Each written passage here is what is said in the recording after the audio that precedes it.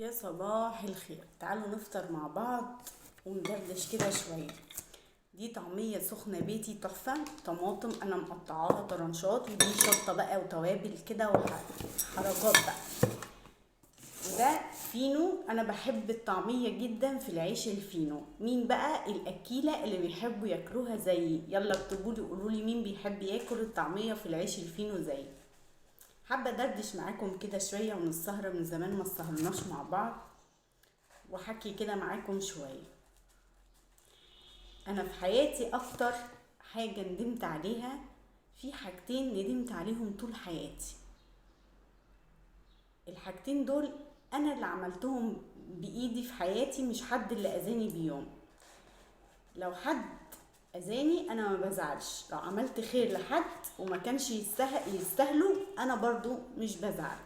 بس اكتر حاجة تعبتني نفسيا، قولولي انتوا كمان ايه اكتر موقف اثر معاكم جدا جدا وندمتوا ان انتوا عملتوه؟ اذا كان موقف، اذا كان اي حاجة في حياتكم ندمتوا ان انتوا عملتوها ما كانتش مناسبة مع الشخص ده او مع الحالة دي.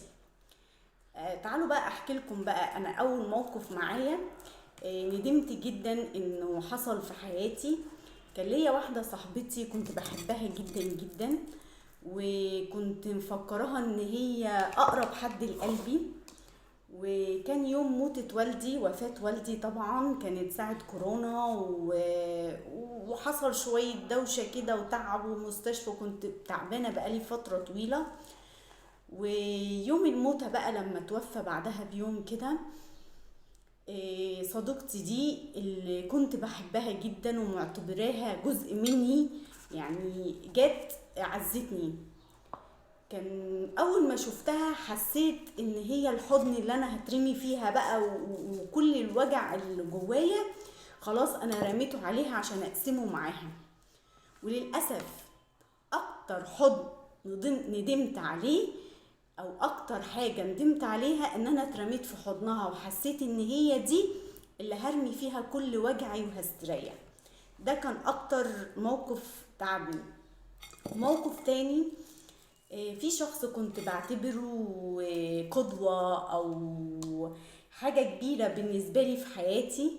كان كل ما يحصل لي اي مشكلة او اي حاجة اجري على الحد ده، وبرتاح جدا في الكلام معاه وممكن كان يسأل عليا او يحللي اي مشكلة. بس ندمت ندم عمري ان انا في كل يوم رحت او جريت او حكيت مع اي حد عن حياتي، او اديت لحد مساحة كبيرة في حياتي مش بتاعته او بتاعتها. فمش العيب فيهم، هم مش وحشين ولا حاجة. هو انا اكتشفت ان العيب فيا. العيب فيا في ايه بقى؟ ساعات كتير بيبقى العيب فينا ان احنا بنحب اللي قدامنا بزيادة، او بنفكر ان احنا غلاوتنا زايدة حبة عندهم، زي ما احنا هم غلاوتهم في قلبنا زايدة. فالعشم بياخدنا قوي لدرجة ان لما بنيجي بنتوجع قوي. مش معنى كده ان الناس دي وحشة، لا، الناس دي جميلة وحلوة خالص.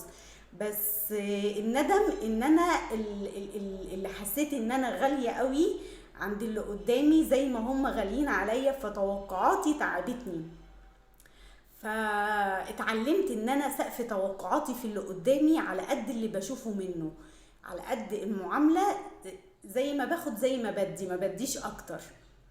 هاخد تقدير بدي، اخد حب هدي حب، غير كده لا.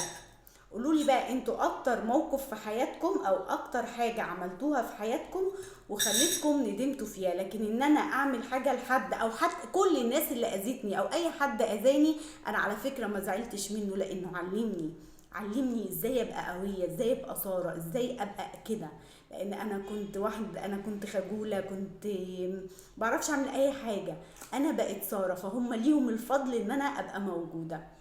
صباحكم خير. يلا بقى نروح ناكل الطعمية بالفينو. قولولي انتوا بتحبوها كده ولا بتاكلوها ازاي؟ صباحكم زي الفل.